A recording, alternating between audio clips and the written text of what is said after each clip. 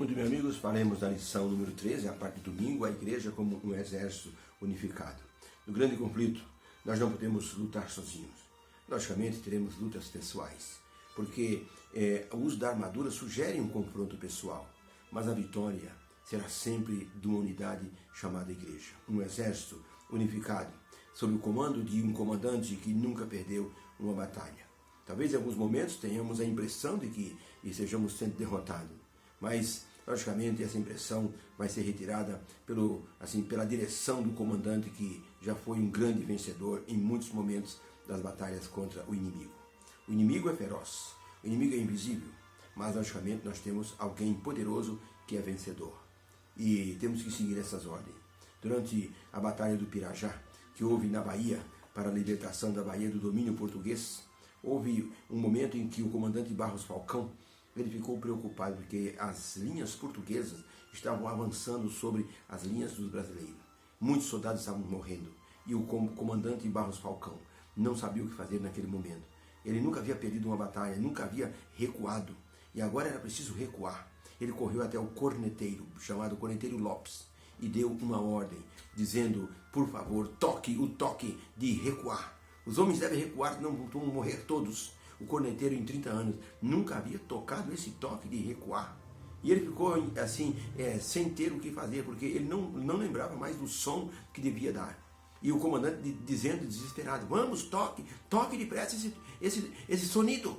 E o corneteiro Lopes Falcão, Lopes, em vez de ele tocar o toque de recuar, ele tocou avançar cavalaria, avançar exército. E os soldados, ouvindo aquele sonido da corneta, eles foram tomados de uma motivação, de uma força sobrenatural, que assim eles se arregimentaram e partiram para cima dos portugueses com todo o ímpeto. Os portugueses, percebendo que os soldados estavam cobrando novo ânimo, imaginaram que o exército brasileiro estava recebendo reforço. Recuaram e a vitória foi ganha, colocando os portugueses em fuga. Aquele comandante ficou impressionado com a vitória ganha pela unidade do seu exército. A igreja é um exército. Deus nos considera como soldados da cruz. E por isso Ele quer que nós tenhamos a armadura que Ele mesmo fornece, para que toda a igreja seja equipada, seja treinada para enfrentar qualquer inimigo. A pergunta número 1 diz assim, quando Paulo falou de uma guerra a ser enfrentada, que tipo de guerra era essa? Ele falou para uma pessoa ou falou para uma igreja? Efésios 6, de 10 a 20, olhe, perceba as expressões do apóstolo Paulo escrevendo, ele diz assim, no demais, meus irmãos, fortalecei-vos no Senhor e na força do seu poder, revesti-vos de toda a armadura de Deus, para que possais estar firmes contra as astutas ciladas do diabo. Porque não temos que lutar contra a carne nem o sangue, mas sim contra os principados, contra os príncipes das trevas, contra as hostes espirituais da maldade nos lugares celestiais. Portanto, tomai toda a armadura de Deus, para que possais resistir no dia mau.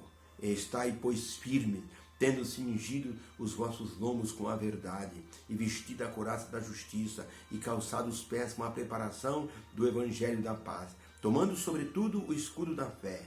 Também colocai o capacete da salvação, e usai a espada do Espírito, que é a palavra de Deus, orando em todo o tempo, com toda oração e súplica no Espírito, com toda a perseverança e súplica por todos os santos. E orem por mim, para que me seja dada no abrir da minha boca a palavra com confiança, para fazer notório o mistério do Evangelho, para que eu possa falar livremente do Evangelho, como convém falar. A pergunta é, que tipo de luta Paulo está falando? Ele estava falando para uma pessoa ou para uma igreja?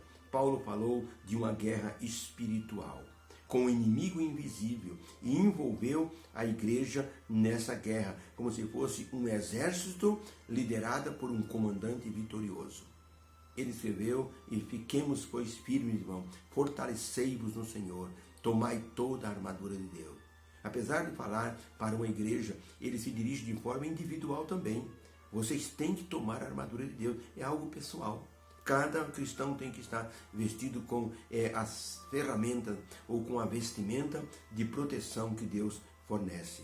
Toda vitória de uma guerra dependerá sempre da união dos soldados e da sintonia que eles possuem com o comandante que utiliza o exército como força de ataque ou como força de defesa.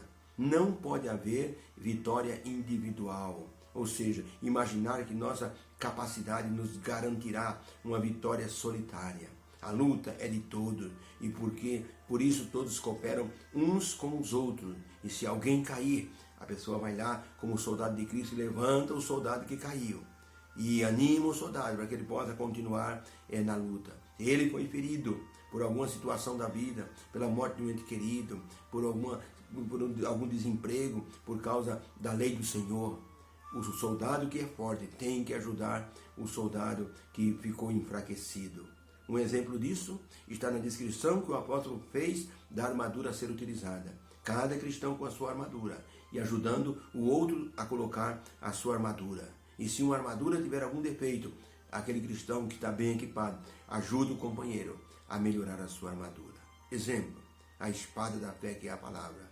Tem alguém na igreja que não está usando a espada da fé? Então o soldado que maneja bem a palavra de Deus deve se aproximar daquele soldado que não está usando a espada da palavra de Deus. E deve ajudar esse soldado a começar a utilizar a espada da palavra de Deus. A pessoa que não está usando a couraça da justiça, ou seja, não está se sentindo perdoado por Deus, não está se sentindo justificado pelo sacrifício de Jesus. O soldado que usa a couraça da justiça, que se sente justificado, tem que testemunhar para aquele que não se sente, para que a pessoa tenha uma limpeza de consciência, de que seus pecados foram realmente apagados. Paulo falou de uma guerra espiritual. A luta é de todos e todos cooperam uns com os outros. Por isso, Paulo utilizou a figura de um exército para simbolizar que a igreja é um exército unificado. Ele usou a expressão, a nossa luta não é contra a carne e contra o sangue. A nossa, ou seja, de todos nós. Ele não usou a expressão, a minha luta, a sua luta. Ele disse, a nossa luta. Ellen White, no livro Atos dos Apóstolos, página 154, ela escreveu o seguinte: os principados e potestades do céu estão observando a luta em que, sob circunstâncias aparentemente desanimadoras, os servos de Deus se acham empenhados. Novas conquistas, porém, estão sendo conseguidas, novas honras ganhas. Ao saírem os cristãos arregimentados em torno da bandeira do seu Redentor, como um só exército, para combater o bom combate da fé e conquistar a vitória.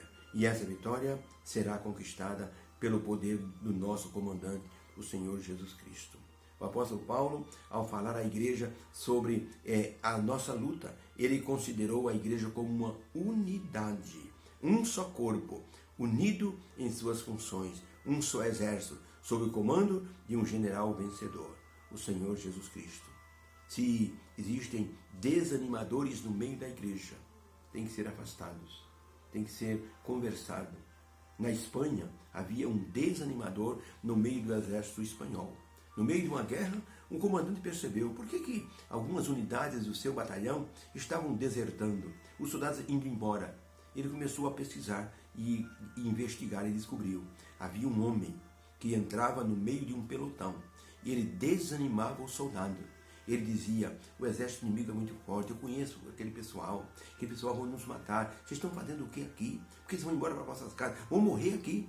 E um a um começava a desertar. Esse homem foi pego e foi afastado do exército. Era um desanimador.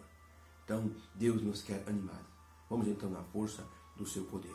Por isso ele diz, não por força, nem por violência, mas pelo meu espírito, diz o Senhor.